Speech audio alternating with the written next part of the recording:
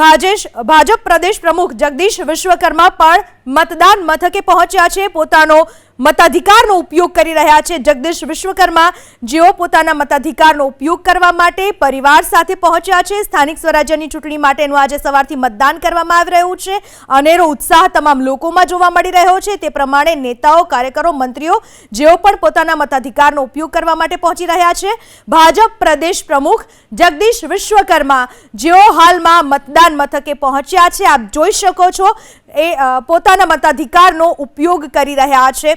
આ વખતની ચૂંટણી ઘણા બધા મુદ્દાઓ સાથે આવી, દરેક પક્ષના લોકો, દરેક પક્ષના નેતાઓ ઘણા બધા મુદ્દાઓ લોકો સમક્ષ લઈ ગયા અને લોકોએ પણ આ વખતે એટલી જ જાગૃતતા દાખવી હોય એ પ્રકારના દ્રશ્યો દરેક મતદાન મથકથી આવી રહ્યા છે।